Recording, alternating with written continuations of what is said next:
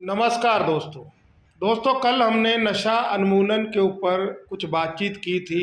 आपको अ, आयुर्वेदिक की कुछ दवाइयों का सुझाव दिया था और इसके साथ साथ में कोई भी व्यक्ति जो एडिक्शन के अंदर फंसा हुआ है उस व्यक्ति को मानसिक रूप से तैयार करने के लिए भी काउंसलिंग की अति आवश्यकता होती है। क्योंकि अक्सर देखा गया है कि व्यक्ति जो है वो अपने घर वालों को कहीं ना कहीं सच सच इसलिए कह रहा हूँ, कई बार व्यक्ति चाहता है लेकिन जब उसको एक शारीरिक कष्टों से गुजरना पड़ता है तो उस समय वो व्यक्ति अपनी कही हुई बात से पीछे हट जाता है।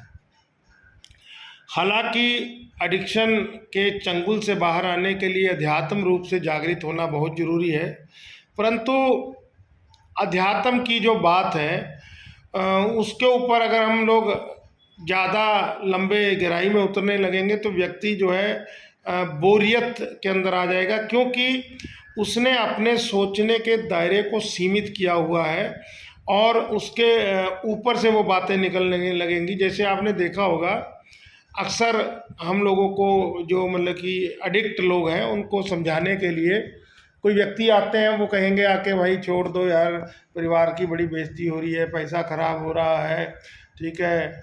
और वो तरह तरह से तुम्हारे को तीखे कटाक्ष करके या प्रेरित करके नशा छोड़ने के लिए जो है तैयार करने का प्रयास करेंगे। लेकिन आप तैयार भी होगे, लेकिन जब फेस करने का समय होगा उस समय जो है अपनी कही हुई बात से पीछे हट जाओगे।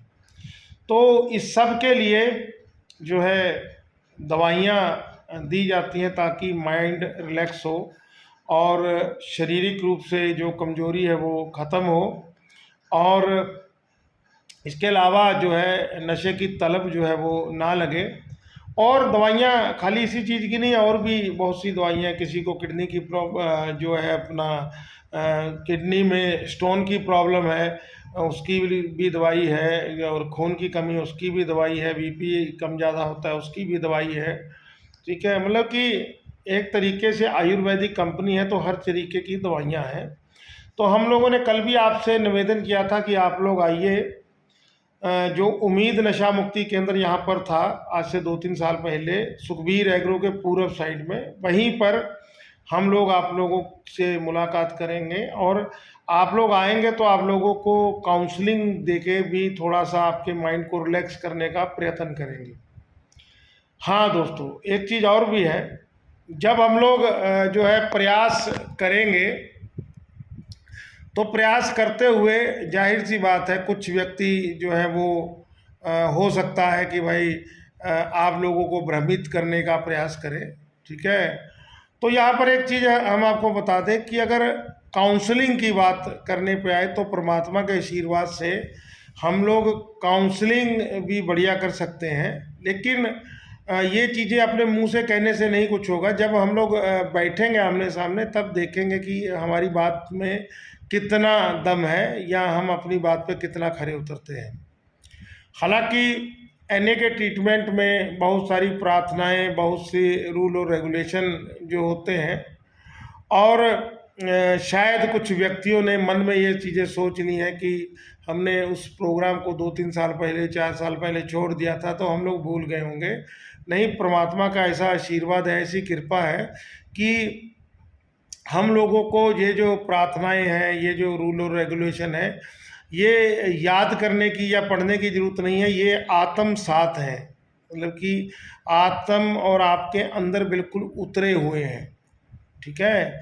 और जिसके अंदर दार्शनिकता की बड़ी प्रमुखता है। इसके अलावा नाइट प्रेयर और आत्म शांति की प्रार्थना, ये प्रार्थनाएं की बड़ी प्रमुखता है। और इन सब के पीछे का मेन जो मकसद है, मेन जो मोटिव है कि शुक्राना है और शुक्रिया है, ठीक है। भगवान का शुक्रिया, श्री राम प्रभु का, वाहिगुरु का, जिन सब को जिस भी व्यक्ति या जिस भी हम चीज़ को मानते हैं, जिसके अंदर हमारा विश्वास है, उन सब का शुक्रिया जब हम अदा करना सीखेंगे तो जाहिर सी बात है हमारा जीवन पटरी पे आने लगेगा।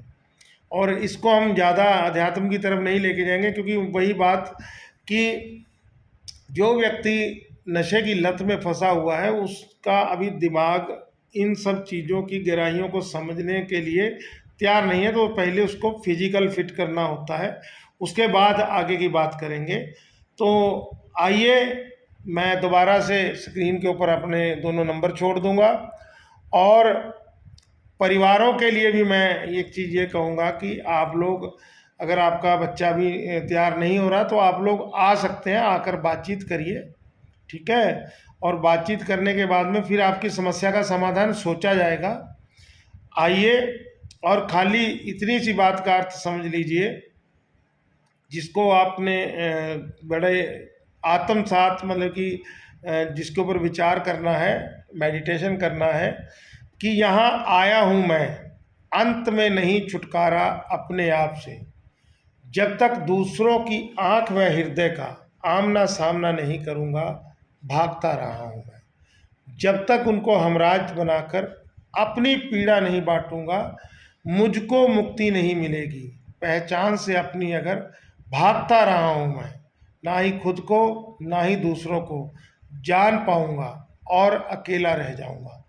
नशा जीवन के अंदर हावी होने का सबसे बड़ा कारण व्यक्ति का अकेलापन है, और इस अकेलेपन का अर्थ ये नहीं है कि आप अपने घर में तो रह रहे हैं, लेकिन क्या अपने घर वालों के साथ में आपके विचार मिलते हैं? क्या आपके घर वाले जो हैं आपको, आपकी बात को समझते हैं, या आप उनकी बात को समझते हैं? ये चिड़चिड़ापन जो है कहीं घर के अंदर कलह का कारण तो नहीं है। तो वीडियो के अंदर सारी बातें नहीं हो सकती हैं। आप लोगों का स्वागत है, आइए, और हमारे प्रयास या हमारी कोशिश के द्वारा अगर आपका जीवन बचता है, तो हम अपने जो, मतलब कि कभी अगर कुछ गलत किया होगा तो परमात्मा की कचहरी में, परमात्मा की जो है दरबार में हमारे भी अच्छी हाजिरी लग जाएगी। इसी मकसद के साथ में सेवा भाव के नज़रिए से आप लोगों के जीवन को संवारने का प्रयास जो है वो जारी रहेगा। और जब तक दूसरों की आंख व हृदय का आमना सामना नहीं करूंगा, भागता रहा हूं मैं।